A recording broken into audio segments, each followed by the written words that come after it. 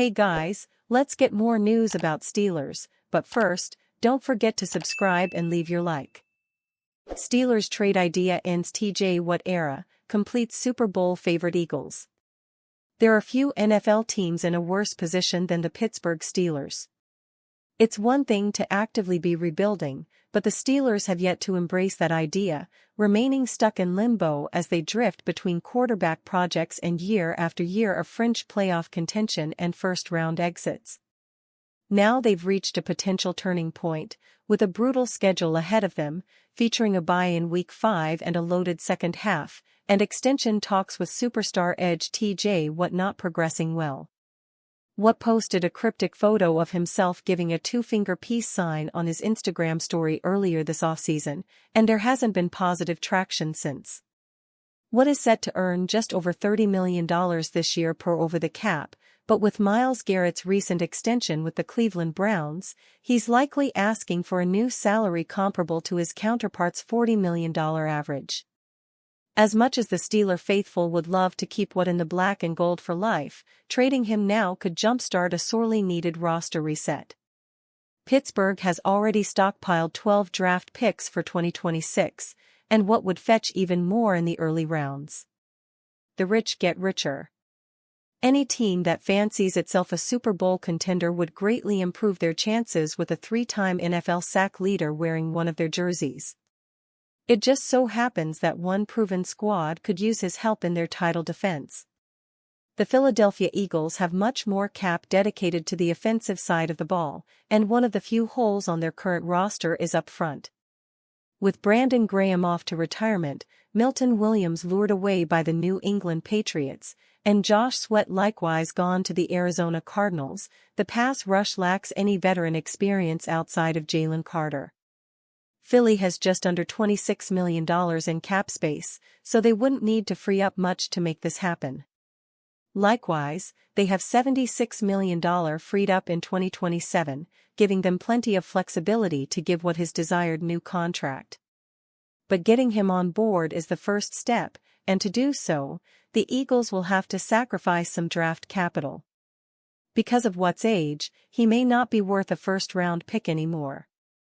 A 2026 second-round selection, or a package featuring a third and a fifth-round pick, is a more realistic expectation, and one that Philly can easily offer up. They hold 12 picks as well, including one second-rounder, a conditional third that could become a second, 2 guaranteed 3 RDS, and 3 guaranteed 5 THS. Future outlook for both teams.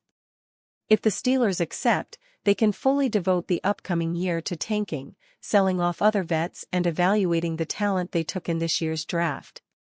A 41-year-old Aaron Rodgers is highly unlikely to change much in their current trajectory, not with a suspect secondary, ineffective O-line, and serious questions with receiver depth.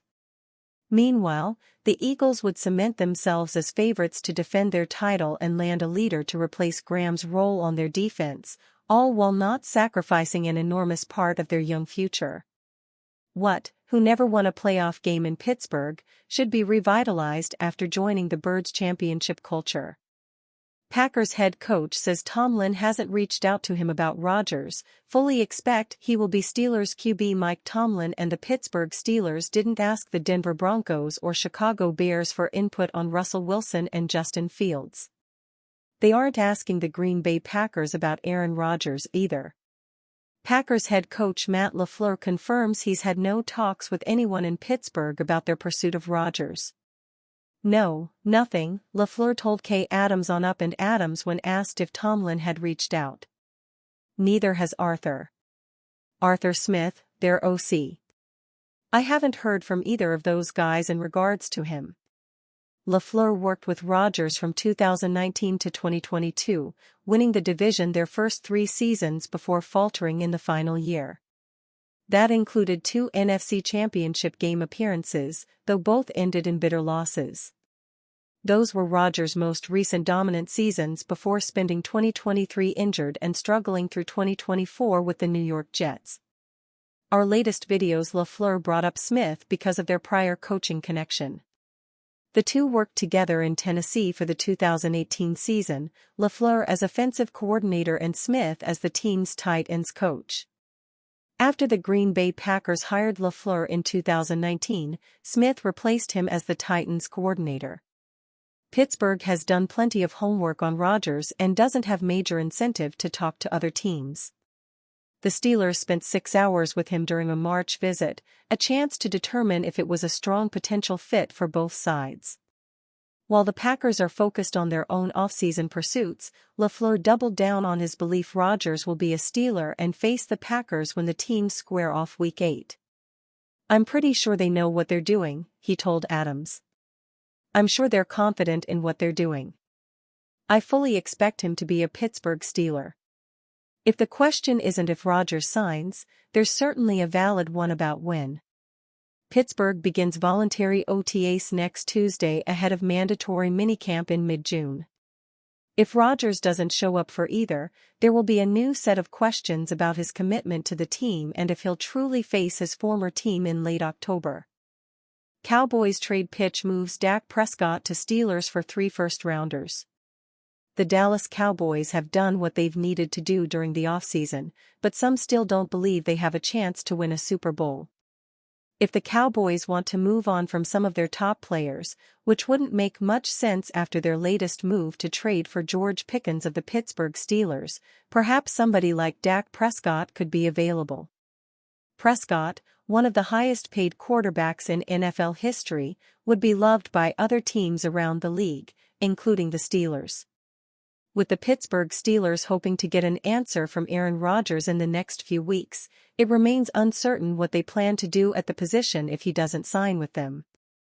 The Steelers have Mason Rudolph as their QB1, so there's no debating that the Dallas Cowboys star would be much better than what they currently have. The issue with that, however, is the price tag that comes along with Prescott, not only as a contract, but in a potential trade. In a proposed idea from Robert Mays of The Athletic, the Cowboys would send him to the Steelers for a deal that includes 3 first-round picks, a ridiculous price for any player in the NFL. "Let's just say you can get under the financials, the Cowboys would trade Dak for the right price," Mays said. "The Dak, Kyler, Murray range is probably where I land. I think it's the right answer. If you called the Cowboys right now, again, if they traded him after June 1st, in theory it would be possible.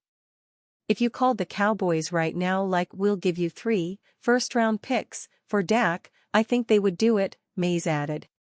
If the Dallas Cowboys could get 3 picks in return for Prescott, it wouldn't be out of the picture to suggest that they would think about moving on from him. Could this trade be realistic? Ultimately, it's very unlikely that the Pittsburgh Steelers would ever consider trading 3 first-round picks for any player, especially Prescott. Some have suggested that the Dallas Cowboys aren't as good as they could be because of Prescott.